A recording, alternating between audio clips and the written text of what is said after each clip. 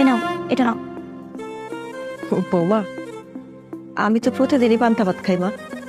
আজকে ইফতারি এত ভালো ভালো, আমার একটু দেও না মা।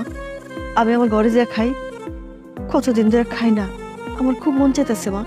এগুলো খেলে আপনার পেটে সইবে না। এগুলো যদি আপনি খান তাহলে আপনার পেট খারাপ করবে, তখন আমি কোনো ওষুধ টষুধ কিনে দিতে পারবো না। বৌমা, আমি সারাটা দিন রোজা ছিলাম, তোমার কি একটু মায়া দেওয়া হয় না? নেহাত আমি ভালো মেয়ে, এর জন্যই এই বাড়িতে আছেন। আমার জায়গায় যদি অন্য কোনো মেয়ে হতো না, ঘাড় ধাক্কা দিয়ে বৃদ্ধাশ্রমে পাঠিয়ে দিত। বৌমা, বৃদ্ধাশ্রম তো অনেক ভালো, ওই জায়গায় তো পচা পান্তা ভাত বাসি খাবার খাইতে দেয় না মা। বাসি পচা পান্তা আপনি খাবেন না তো কি আমি খাবো? বাস, অনেক সহ্য করেছি, আর না, এবার আপনাকে বৃদ্ধাশ্রমে পাঠিয়ে দেব। যান, এখন এখান থেকে যান। না বৌমা, আমি যাবো না, আমি আজকে এই জায়গায় ইফতারি খাবো। এত বড় সাহস, আমার মুখের উপর কথা! বুঝেছি, এমন না পাকালে ঘি উঠবে না। এখান থেকে যান বলছি, যান, যান, যান বলছি, যান, যান বলছি, যান। সহ্য যন্ত্রণা। তুই দাঁড়িয়ে আছিস কেন? বস। মুডটাই নষ্ট করে ফেললো, সহ্য যন্ত্রণা।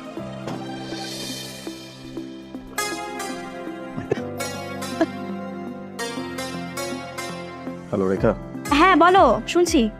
ইফতার রেডি করছো? হ্যাঁ হ্যাঁ, সব ইফতার রেডি করেছি। ওই তো মা বাবা ডাক্তার দেখানোর পরে অফিস আসছিল, ওনাদেরকে নিয়ে আসছি। ও আমার বাবা মা, হ্যাঁ হ্যাঁ, নিয়ে আসো নিয়ে আসো, সব ইফতার রেডি করে রেখেছি। আচ্ছা ঠিক আছে, ওকে।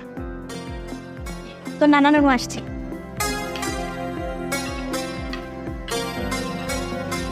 মা বাবা, তোমরা চলে এসেছো, বসো বসো, এখানে বসো। তোমাদের জামাই কোথায়? ও আসেনি? আসছে তো, হাত মুখ ধুচ্ছে। ও আচ্ছা।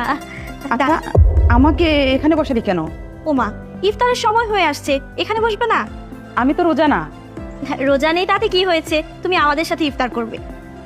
মা, নানু তো অনেক বুড়ো হয়ে গিয়েছে, আর তুমি তো বলো যে বুড়োরা নাকি টেবিলে বসে খেতে পারে না। তাহলে তুমি একটা কাজ করো, নানুকে দাদুর ঘরে পাঠিয়ে দাও। এক থাপ্পড় মারবো।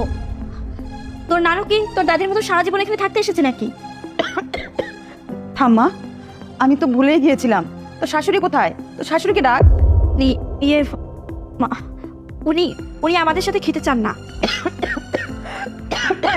তুই আমার কথা বল, উনি না করবে না। আমার মা কাশি পছন্দ করে না, আর মুরব্বীদের না ইফতার খেতে নেই, পেট খারাপ হয়। তুমি একটা কাজ করো,